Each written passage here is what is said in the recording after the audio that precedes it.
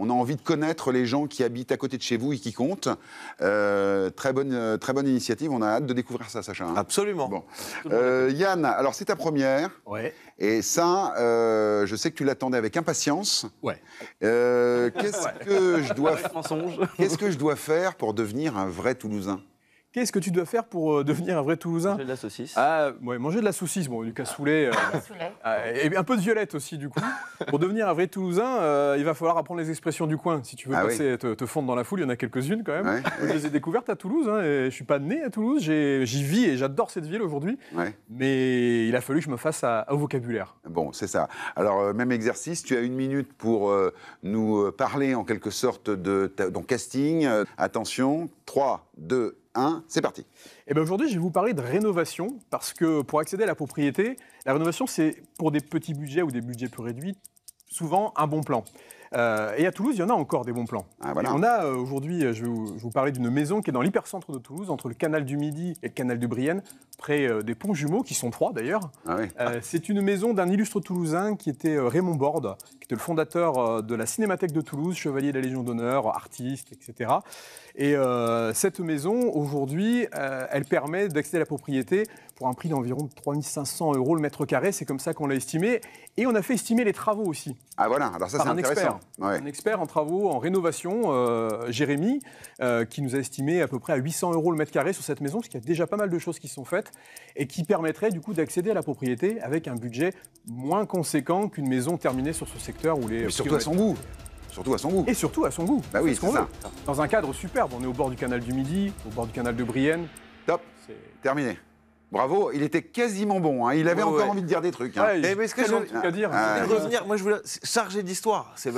Chargé d'histoire parce que c'était un grand homme de Toulouse, un artiste et puis un collectionneur d'art. Quand je suis rentré dans la maison pour la première fois, j'ai halluciné en fait. J'ai vu des œuvres d'art partout, au mur, partout. Ça. Et j'ai parlé avec le successeur qui possède cette maison et je lui ai dit tout de suite d'appeler un commissaire-priseur pour faire estimer ce qu'il y avait dans la maison parce qu'il y en avait pour une fortune. Ah oui, c'est ça. Le commissaire-priseur est plus cher d'objets d'art que de maisons quasiment. Il y a pour plus cher d'œuvres d'art que de maisons.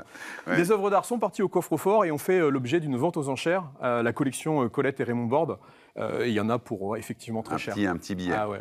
Alors qu'est-ce que je dois mettre comme argent? Qu'est-ce que je dois économiser pour devenir un vrai Toulousain dans une maison comme ça chargée d'histoire? Alors pour cette maison, on l'a estimée à 510 000 € en prix d'acquisition de ce secteur-là. Aujourd'hui, on est sur l'hypercentre toulousain. Hein. Donc une décote due aux travaux qu'il y a à faire pour la mettre au goût du jour? Ouais, ça fait à peu près 3 500 € le mètre carré sur cet achat. Quand on sait que sur cet environnement-là, qu'on pense Caffarelli, Pont Jumeaux, on va être sur un prix de vente à 4 500, 5 000 € sur une maison...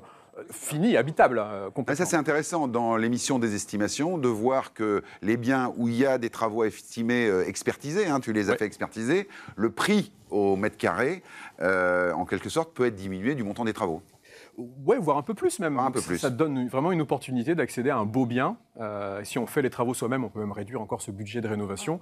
Donc c'est vraiment intéressant. Est-ce que tu sais que Yann, il s'est lancé dans le métier d'intervieweur? C'était ça que j'allais dire. Ah ben super. Ah, voilà, donc... quelqu'un qui va parler beaucoup mieux de Toulouse que moi, c'est Gérard. Ah voilà. Gérard, il est président des commerçants de la halle Victor Hugo. C'est la plus vieille halle couverte de France. On regarde. Mon endroit préféré à Toulouse, c'est bien sûr le marché Victor Hugo. Le ventre de Toulouse, gastronomique, on en prend plein les yeux, plein les papilles. On a une qualité de vie exceptionnelle avec le soleil, la montagne pas loin, l'océan, la mer. C'est une ville unique.